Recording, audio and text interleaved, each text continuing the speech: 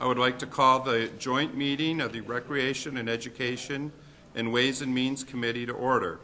The purpose of this joint meeting is to hold a public hearing on the 2019-20 operating budget for Monroe Community College. We will then proceed with the agenda items that have been assigned to both the Recreation and Education Committee and the Ways and Means Committee. When the Recreation and Education Committee's items are finished, that committee will adjourn and we will complete the remainder of the Ways and Means Committee agenda. Will the clerk please call the roll for the Recreation Education Committee? Mr. Alcoffer. Here. Mr. Ansello. Here. Mr. Felder. Here. Mr. Flagler-Mitchell. Here. Chairman Turp is excused. President Carbone. Here.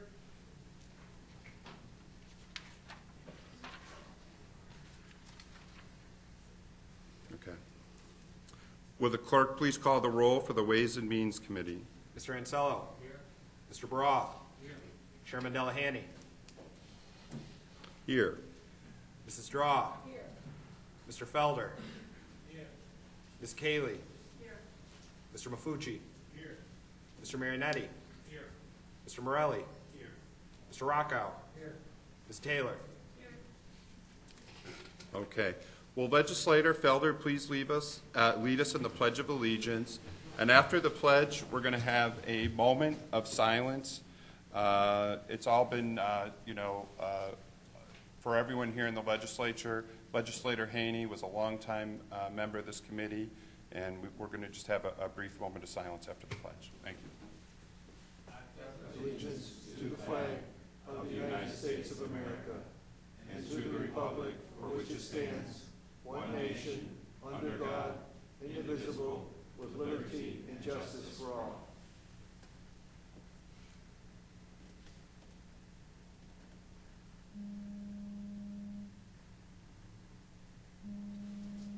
Okay. All right. You're going to be At this time, we will have a presentation by Dr. Ann Crest, President of Monroe Community College. Dr. Crest.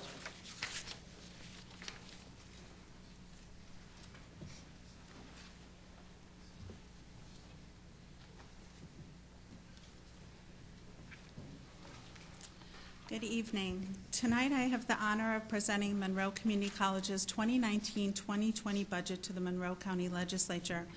But in standing here this evening, as we just remarked upon, I have to reflect on the loss of a dedicated legislator whose commitment to our community extended to our college. MCC remembers Legislator Paul Haney and honors his legacy, his passion for assuring our college balanced excellence, accessibility, accountability, and affordability. Legislator Haney's focus helped to assure that MCC kept open the doors of opportunity for our community. We are grateful for his leadership and service, saddened at his loss, and we send our thoughts and prayers to his friends and family. The budget that I share with you represents that same balance, in large part thanks to the support that MCC receives from you and the taxpayers that you represent. With Monroe County's investment, MCC is able to open those essential doors of opportunity every day for our students, over 80% of whom come from Monroe County.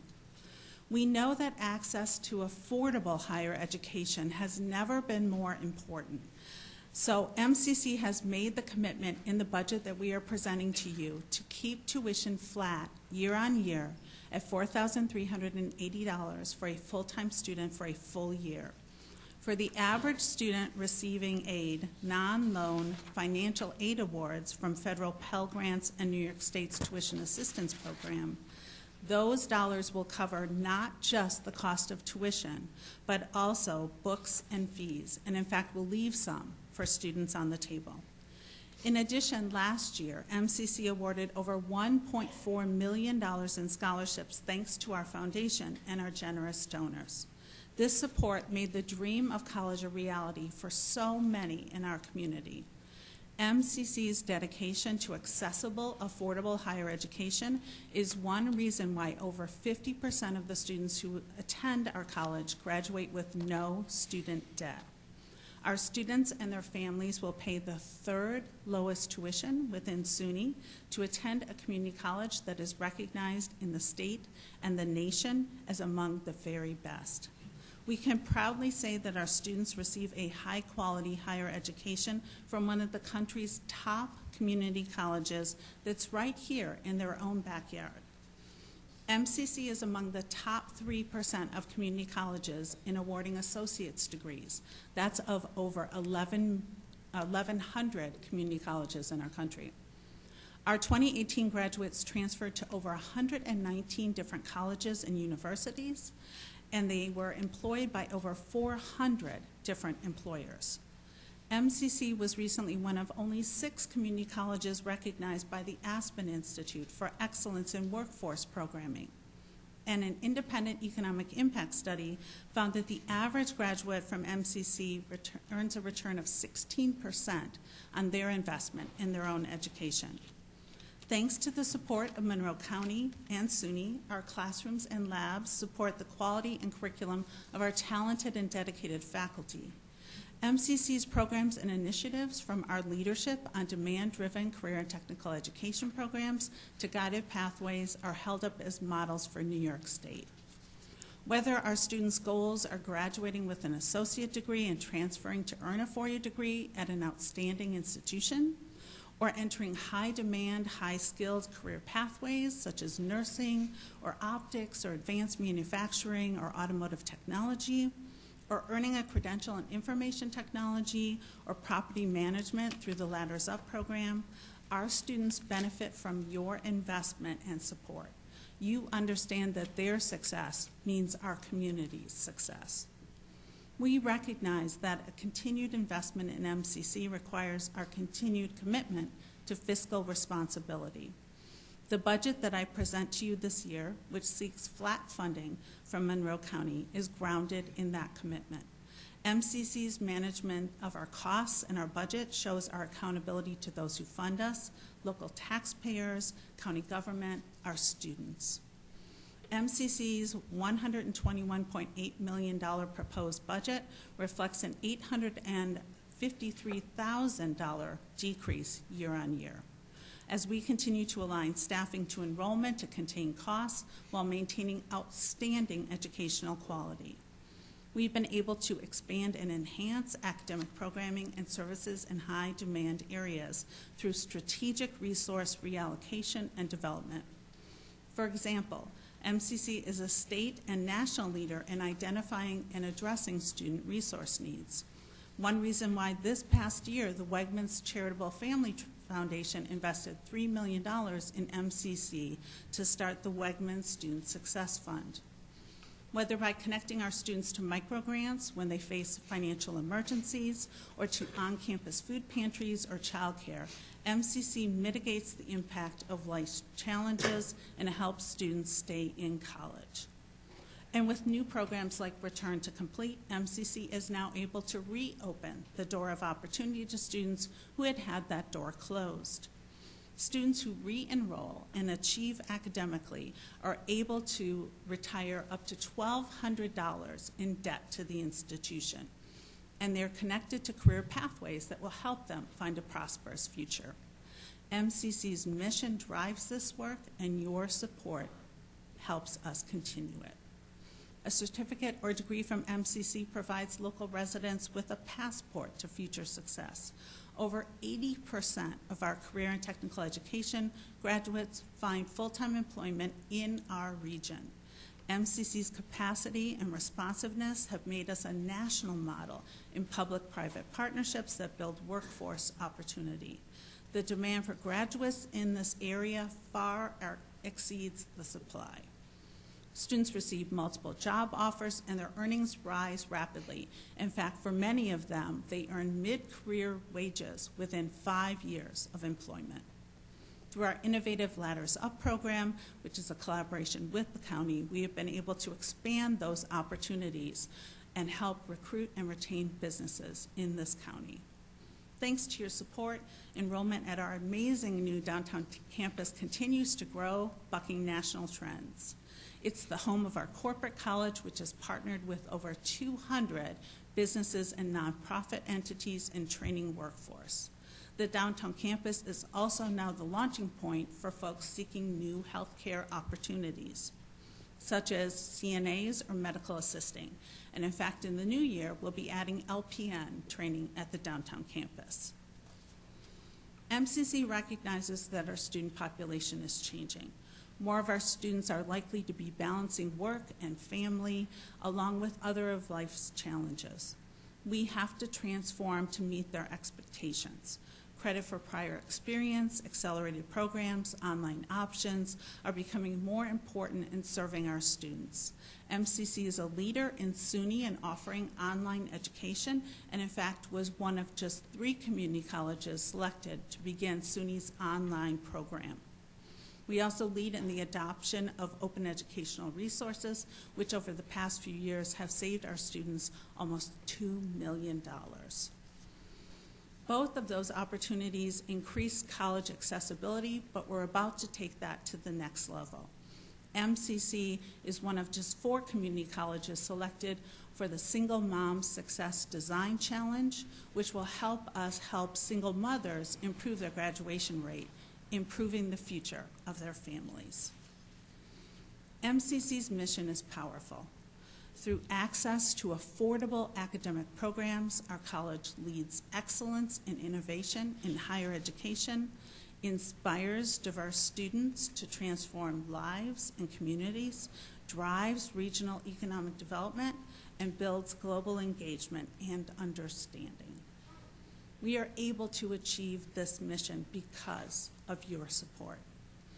In the upcoming year, we'll serve over 12,000 credit students, over 4,000 high school dual enrollment students, and thousands more non-credit students at MCC. Our students will join over 500,000 alumni whose experience has opened doors to incredible futures that repay your investment. The MCC educated workforce adds $738 million annually in income to Monroe County.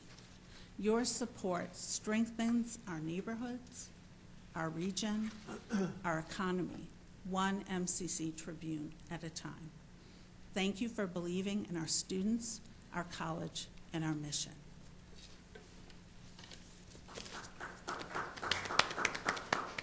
Thank you, Dr. Crest. We will now hold a public hearing on the approval of Monroe Community College's 2019-2020 operating budget. Affidavits of publication and posting of the notice of the hearing in the Daily Record and Rochester Business Journal have been received and are on file in the clerk's office. Is there anyone signed up to speak in regards to the public hearing on the MCC budget? There is not. Is there anyone in the audience who wishes to speak in regards to the public hearing on the MCC budget? There being none, I declare the public hearing closed. Okay. Are there any speakers signed up to address either committee this evening? There are not. Okay. Is there anyone here who would like to address either committee at this time? No. There being none, I declare the public forum closed. The next item on the agenda is the approval of minutes. Members of the Recreation Education Committee, you have the minutes from the May 20th, 2019 meeting before you. They will stand approved unless the clerk is notified of any changes by the end of the day.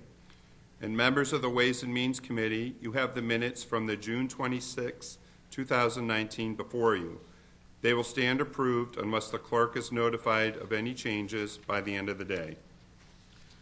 The next item on the agenda is new business. Legislators, please note the asterisk and italicized print on your agenda for items requiring action by both committees. Mr. Clerk, please read the item to be considered by both committees. Referral 19-0162. We need recreation. Moved by Legislator Draw. Hold on, we're going We to... need a motion and a second from the members of the Recreation Committee first. Thank you. Motion made by Legislator Ansello, Felter. Say all those in favor. No, I said any discussion Oh, any discussion? Any discussion? for recreation and education. Recreation, okay. Any discussion from members of the Recreation Education Committee?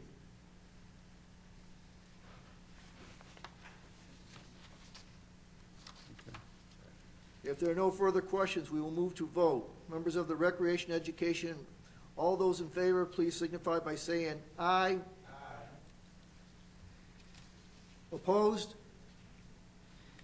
Item carried. Okay, now that's right. And now the Ways and Means Committee. The item is moved by Legislator Draw, seconded by Legislator Rockow from the Ways and Means Committee. At this time, are there any questions from the members of the Ways and Means Committee only? Legislator Morelli. Thank you, Mr. Chairman. We'll get there, I promise. Just a brief question to the college administration, if possible. In terms of any new fees that would be required to be paid by students, are there any new fees in this year's, in next year's budget?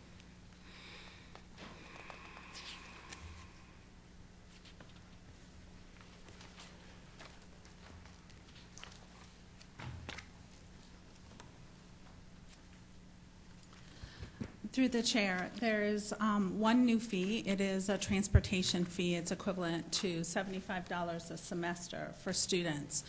It covers, it's essentially the same amount as the previous parking fee, but instead of parking alone, it now covers parking and bus transportation and bike share.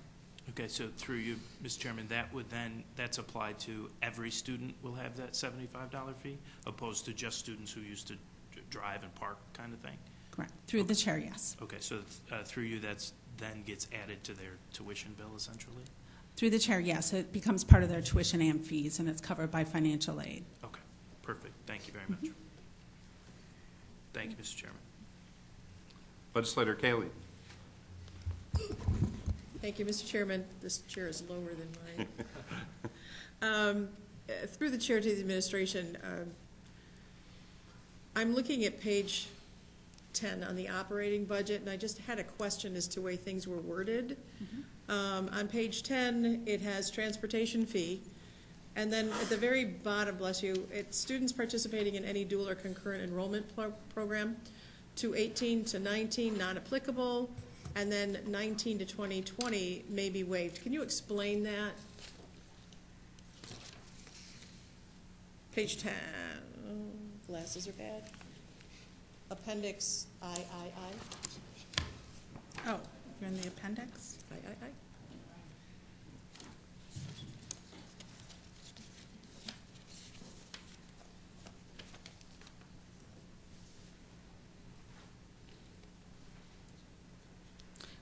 Through the chair, could you repeat the question now that I have the page in front of me? Okay. Thank you. Through the chair, at the very bottom, it says may be waived, because in both technology and in transportation fee, the last sentence in those sections says students participating in a dual or concurrent enrollment program. Under both technology and transportation, it says may be waived. Yes. And I guess I just would like that explained. Sure, absolutely. Through the chair, at the end of this legislative session, as part of the enacted budget, there was a change in New York State law as it pertains to high school dual enrollment. In the past, we had very different parameters under which we could waive tuition and fees for students participating in high school dual enrollment. Specifically, we could reduce those costs if those courses were offered off the college campus at the local high school, but we could not if those students attended high school dual enrollment courses on the campus. Given the late break of that enacted budget, what we've done is we're actually in a process of studying, SUNY as a system is in the process of studying the impact of that. And so they're preparing guidance for us about what we should do in terms of waiving those fees. Essentially, the law would allow us to completely waive tuition and fees for students who participate in dual enrollment, very much unlike students who participate in traditional college classes. Thank you. And then through the chair, So you don't have an idea of what the impact would be going forward if you did waive those fees, is that what I understand? Through the chair, correct. In fact, we're studying various models right now. All right, thank you. And then, through the chair, just one other one. One of the bullets says employee benefits will decrease 3.6%, primarily due to budgeted savings in healthcare and pension costs. Could you explain how you budgeted the healthcare and pension costs to make that percentage down? Through the chair, in part, it is a reduction in the proportion that we're required to pay into New York State pension, and the other part is the result of a change in healthcare providers for our retirees. We shifted from one provider to another. We were able to save some costs while actually expanding benefits for different classes of retirees. Okay, thank you. That's it. Okay, Legislator Mafucci. In my former life as a superintendent of schools, the proposed sponsor contribution would be called foundation aid. It goes by formula.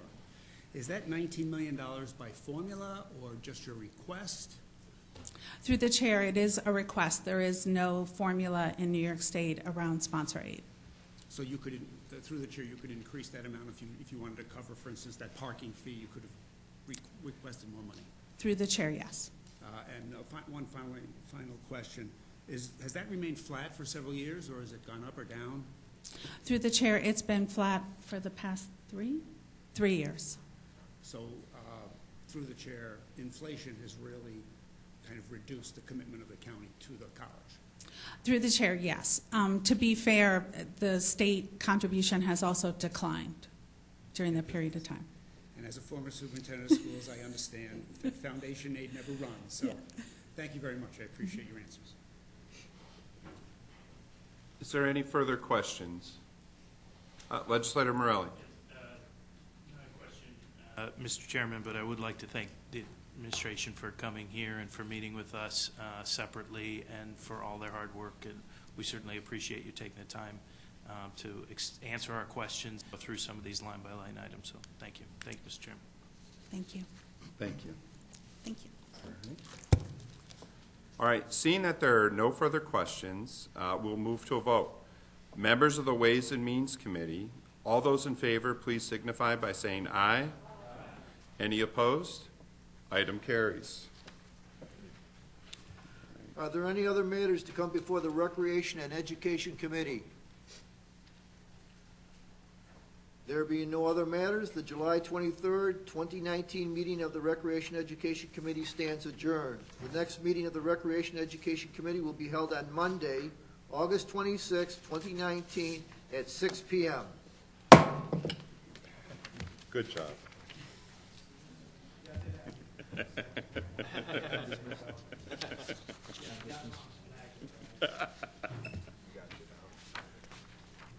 All right. All right, we've got, all right.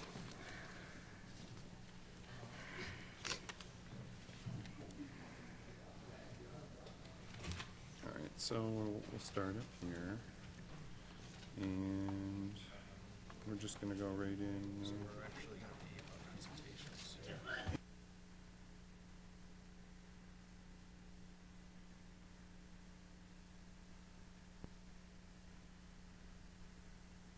All right. Great. Now we will proceed with the rest of the Ways and Means Committee meeting. At this time, we will have a presentation by Mr. Randy Shepard from Bonadio and Company. Mr. Shepard.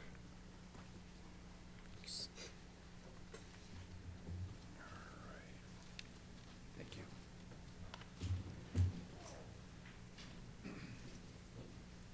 Good evening, Mr. Chairman. Thank you very much. So yes, I'm Randy Shepard. I'm the audit partner at Bonadio in charge of the audit engagement for the county. And as you know, we're hired to perform an independent audit of the county's financial statements. This includes also an audit in accordance with the uniform guidance, which is a single audit, which is related to all of your federal expenditures. And then we also do an audit related to your New York State DOT expenditures as well, and those two will be issued at a later time. We begin our audit in early April and completes into early to mid-May. Throughout that, we work very, very closely with, obviously, the management of the finance department, and that's led by Mr. Franklin, Mr. Cesario, and Mr. Kovacic, and I do want to thank them because our team puts a lot of pressure on them in terms of what we need to get our jobs done, and they do that very well for us. And then assisting me in the back of the room is my senior on the engagement, Erica Gardino, so she's here as well. We did issue our opinion on May 24th, 2019. It is an unmodified, which is a clean audit opinion, which is the highest level of assurance that you can receive on your financial statements. So as you are looking at bonding, grants, et cetera, that's what your rating agencies are looking for. So that's important to note. So I think on your tablets or somewhere in front of you, you have what's called a recorded communications letter that we'll go through right now. It covers certain things as it states is required that we're supposed to review with this body. The first of which is that there's qualitative aspects of accounting practices. So this talks about new accounting standards that might be implemented in the year that we're auditing so that you're knowing whether you're looking at apples-to-apple comparisons. And in this year, there was a new standard related to other post-employment benefit obligations, which are obviously the benefits that you are providing to retirees. The impact of that liability at the end of 2018 is about $550 million. The way that standard is implemented, it requires a prior period adjustment to your statements, and that's not unique to you. That's just the way standards are implemented across the board. That prior period adjustment was about $267 million, reflecting essentially all of the benefits that were already incurred by retirees up until that point. Also, there are a couple new standards which aren't in this letter, but I just want to raise to you that will be effective in the coming years. One related to fiduciary activities, and one related to accounting for leases. And so we are working with management with respect to those, and they're aware of those as well. In terms of transactions entered into the county, where there may not be authoritative guidance or standards in place, there were no transactions with respect to that. Everything was recognized in the proper period. The next item talks about accounting estimates, and all financial statements have some element of estimation within them. So part of our job as auditors is to look at those estimates to make sure they're reasonable and fair in terms of what is being recorded. The most significant ones that we've identified in this letter, there's 4 of them. The first one relates to the OPEB, other post-employment benefit obligations. It's actuarially based, and so we look at all those assumptions that are driven into that estimate. The next one relates to allowance for uncollectible accounts. So if as you have receivables, which may be uncollected at year end, you make an estimate of what may not be collected, the bulk of which sits related to your MCH, so your patient receivables. There's a significant allowance associated with that. The third estimate relates to depreciation expense, which is on your capital assets. And then the last one relates to your net pension liability or asset, which is your portion of the state pension system's asset or liability at year end. So we look at all those factors and assumptions to make sure they're fair and reasonable. The next thing we consider, we look at is, or like to disclose, is any particularly sensitive disclosures. And really when you talk about sensitive disclosures, they're things that may have a significant impact on the reader. And the only 2 that we identify here relate to the OPEB, which we talked about, as well as net pension. And all the other financial statement disclosures are very clear, neutral, and consistent. Difficulties encountered in performing the audit. This is important because we don't work for management. We work for the county legislature, who hires us. And so if we had difficulty obtaining the information to complete our audit, we'd want to let you know that. But the audit went very well. We had no difficulties in that process. The next item, which is I think is really very important to note, is if we have adjustments as part of our audit process, we have to adjust your books and records because of an error that we found. We have to report that to you. And we did not have any misstatements in our audit process. So if you think about the magnitude of the county's operations, $2 billion of revenue, that's significant to say that we did not have any adjustments from that process. Excuse me. Disagreements with management. If we did have a disagreement over an accounting matter, say we thought something should be recorded one way and they disagreed, again, we'd want to bring that to your attention. But we did not have any disagreements through that process. And in fact, it's a very amenable process throughout the year. As matters come up and they have concerns or questions, they will reach out to us through the process to make sure that they're doing things properly. So it makes the audit process go much more smoothly. We did get a representation letter dated May 24th, which is the date of the audit, which basically explains that management gave us everything we needed, and there was nothing that changed from year end to the date of that letter that would change our opinion. We also need to assess or consider whether management had any consultations with other independent auditors, which is opinion shopping. And we're not aware that any such consultations occurred. And then whether there's any other findings and issues, whether anything that we were going to say was a condition of our retention. And that's important to note, that we're not hired based on what answer we're going to give you. We're hired based on our expertise and knowledge, so that is not a condition. And that pretty much covers kind of the required communications to you. So, Mr. Chairman, if there's any questions that anyone has, I'd be happy to address those. Okay. Thank you. Legislator Kaley? Yes, thank you through the administration. Just a couple, I guess, housekeeping on it. How many years in a row has Bonadillo completed this audit for Monroe County? Through the chair, this was our 5th year, and actually the audit RFP process is underway at the county right now. The audit RFP responses are due August 2nd. All right, So, thank you. And through the chair, do you expect to reply to the RFP? Through the chair, yes, we do intend to reply.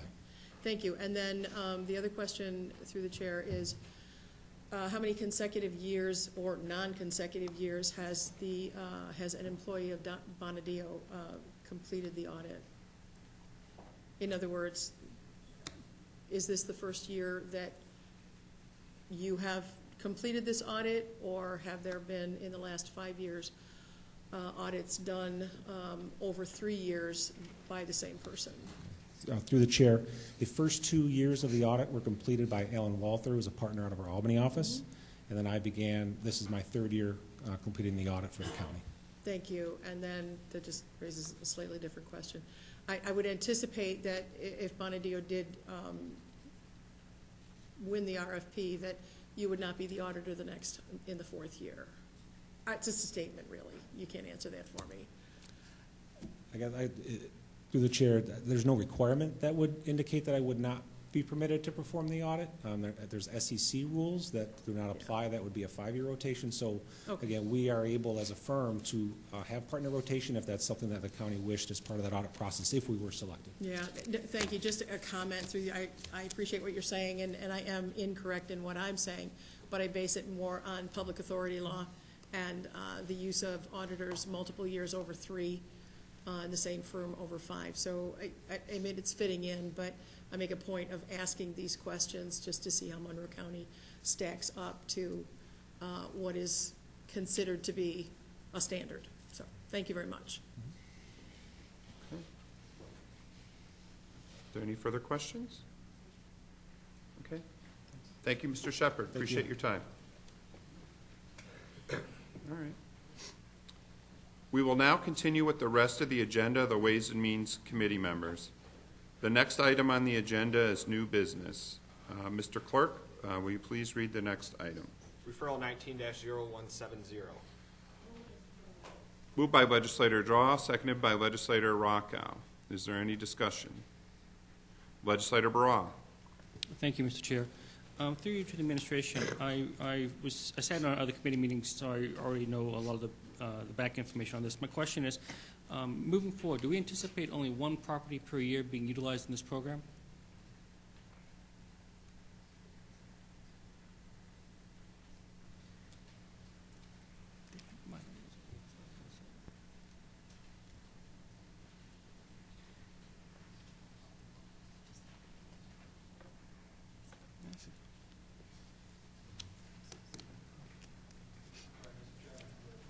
Benefit of the administration, can you please repeat the question? Sure. Through the chair of the administration, am I correct to assume that only 1 property per year will be utilized through this program to put a pre-constructed home on it?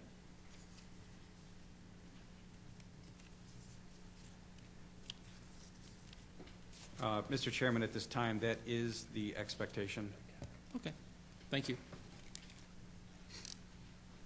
Legislator Morelli. Through you to the administration, the property that that this grant was used for, this partnership was used for, has that property sold? this time, Mr. Chairman, the property is not yet sold. The planning department anticipates sale action to commence within 1 to 2 months. And through you, Mr. Chairman, does the county then handle the sale, or is it done by a real estate broker outside of the county? Mr. Chairman, Monroe County will handle that, and a referral will be brought to the full legislature for action. Okay. Thank you, Mr. Chairman. Okay. Is there any further discussion? Seeing none, all those in favor, please indicate by saying aye. Any opposed? Item carries. Legislator Marionetti. Thank you, Mr. Chairman. I'd like to move the remaining items on the agenda with the following exceptions, and there are several, so I will try to go slow. The exceptions would be items ending in 173, 182,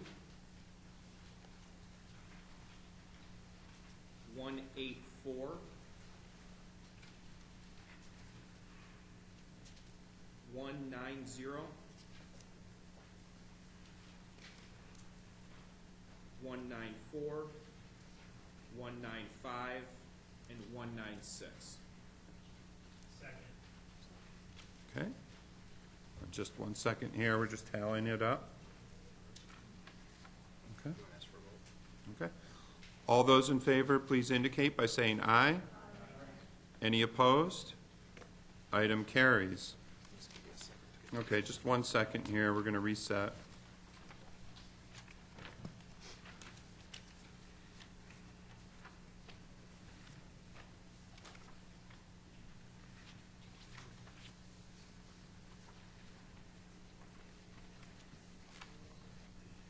So I think it's 173.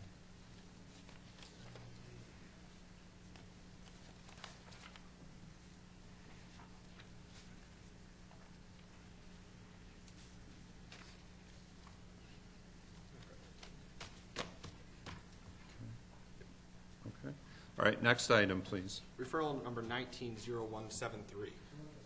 Moved by legislator Rockow, seconded by legislator Ansello. Is there any discussion? Legislator Barat. Thank you, Mr. Chair.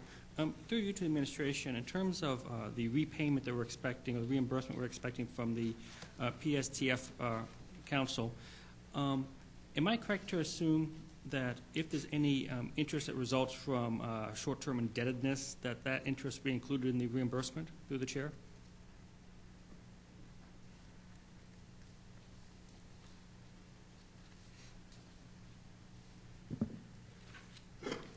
Mr. Chairman, that is generally customary. It has not been decided if there will be any short-term borrowing on this particular project. But through the chair, if it is decided to have short-term indebtedness or borrowing, then in fact the interest that might result from that would be reimbursed as well. Is that correct through the chair?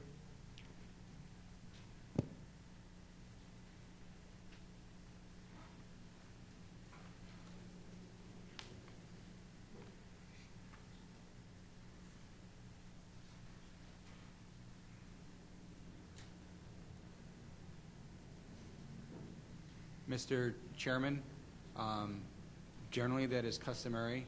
I've just been reminded that the council voted to provide up to $600,000 in reimbursement to the county, as this is just a project seeking $550,000 authorization. The excess allowance by the council would be sufficient to cover any interest borrowing.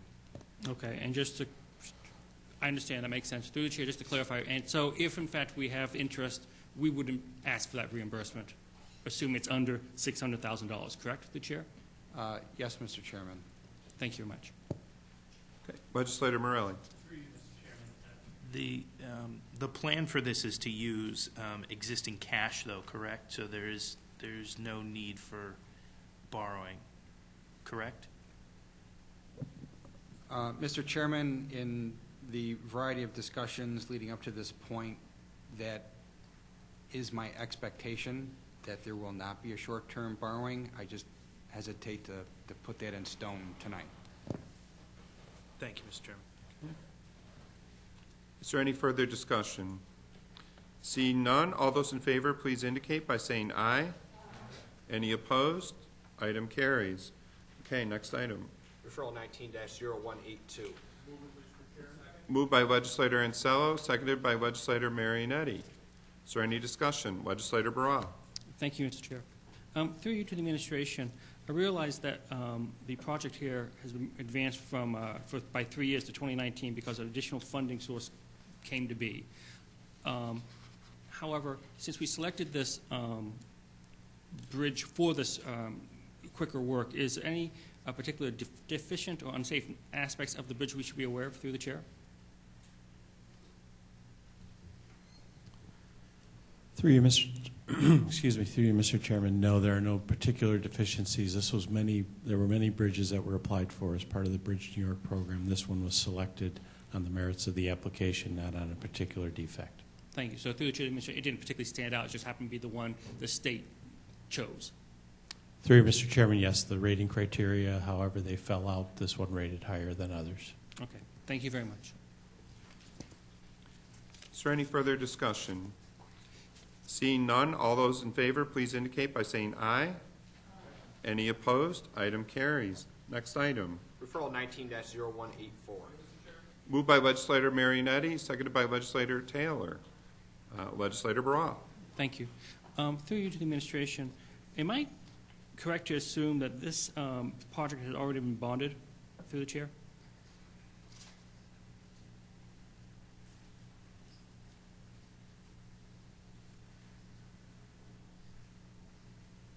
It has, Mr. Chairman, this past June 26th. So just in the last referral period through the chair, correct?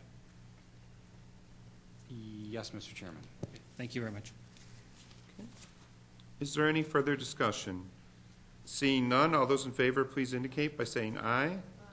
Any opposed? Item carries. Next item. Referral 19-0190. Moved by legislator Taylor, seconded by legislator Draw. Is there any discussion?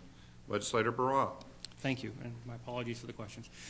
Through the chair to the administration, part of the purpose of this this additional funding is to improve the compliance rates for appointments of existing and new WIC clients. What is the current compliance rates, and how much do you anticipate, or at least wish them to improve by, through the chair? Through the chair, the compliance refers to our ability to comply with the state's requirements for us to see participants within 10 days of referral, not to the participant compliance, just to clarify. So we have had a period of time when we were having difficulty getting participants in within that 10-day time frame. We've improved that dramatically, and still, however, have some instances when we cannot get them in for their first appointment within those 10 days. I don't have an exact figure as in a percentage at the tip of my fingers. I could certainly get that to you. I can tell you that within the last month or so, there have been probably 2 or 3 instances. And so our focus really is on improving our staffing through this contract so that we can eliminate those few instances that we continue to not be able to get them in. Thank you. I appreciate that. Through the chair, just to comment, and this is actually something that your department utilizes as a measure during the budget process. And so in past years, there's been I don't remember the exact numbers offhand, but there had been a dip. And I'm glad to hear that there's been an improvement lately. And so I would, in fact, like to hear the updated number if you could get that to me in the near future. Through the chair, happy to. Thank you. Okay. Is there any further discussion? Seeing none, all those in favor, please indicate by saying aye. Any opposed? Item carries. Next item. Referral 19-0194. Moved by legislator Draw, seconded by legislator Rockow. Is there any discussion? Seeing none, all those in favor, please indicate by saying aye. Any opposed? Next item. Referral 19-0195. Moved by legislator Rockow, seconded by legislator Ansello.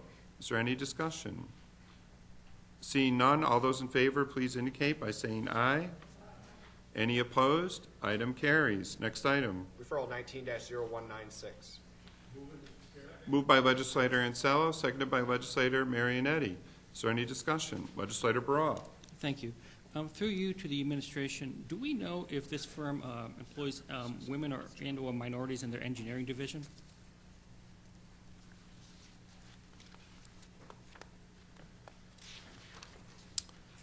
Through the chair, Lou Engineers, correct? Yes, correct. I do not have the exact roster, but I know that they do have minorities and women on their rosters, but I don't know if they will be particularly engaged in the efforts on this project. To clarify, do you know if those individuals are in the engineering division? Not necessarily on the project, just in general. Through the chair, I can't say for certain if they are. They have an environmental group and some other groups that may not be part of the engineers involved. Okay, thank you very much. Okay. Is there any further discussion? Seeing none, all those in favor, please indicate by saying aye. Any opposed? Item carries. At this time, I actually would like to turn the floor over to Legislator Morelli. Legislator Morelli. Thank you, Mr. Chairman. I'd just like to take a brief moment to reflect on my good friend, Legislator Paul Haney. Over the past couple days, the outpour of love for Paul Haney has come from everywhere, from Democrats and Republicans, citizens and elected officials, to the flags lowered at the front of this building, to the empty chair next to me in this chamber. All of this because Paul was a giant, yes, in statute, perhaps only being rivaled by the likes of Supervisor Bill Maley at Democratic Party events, but in all that Paul championed. His love and dedication to the community, where he was a legislator, he sought to ensure that government worked for the people, to his countless other works on behalf of his friends, neighbors, church, alma maters, Aquinas Institute, and St. John Fisher College. And Paul was a numbers guy. Mr. Franklin knows that, knowing every inch of the county's budget book. And even after his 4 years as county finance director and 10 years as county legislator, Paul continued to pour through the finances. I, in fact, have an email in my inbox from Paul dated Wednesday, June 12, 2019, the 2018 Comprehensive Annual Financial Report, to which Paul wrote, I have reviewed the county's 2018 CAFR. My comments on things saw therein are attached for anyone who would care to read them. I joked when I visited Paul last week in the hospital that I would be happy to bring up some financial statements. He didn't quite say no. Paul was truly one of the greatest public servants this community has ever seen. I like to imagine that when Paul got to that better place, he found his dear friend Louise Slaughter, and they immediately had lots to talk about. So, Mr. Chairman, on behalf of a grateful Democratic Party and a grateful Rochester community, I say thank you to Paul E. Haney for his years of devotion, and may he rest in the Lord's peace. Thank you, Mr. Chairman. Thank you, Legislator Morelli. Okay. At this time, there being no other matters before the committee, the July 23rd, 2019 meeting of the Ways and Means Committee stands adjourned. The next meeting of the Ways and Means Committee will be held on Tuesday, August 27th, 2019 at 6 p.m.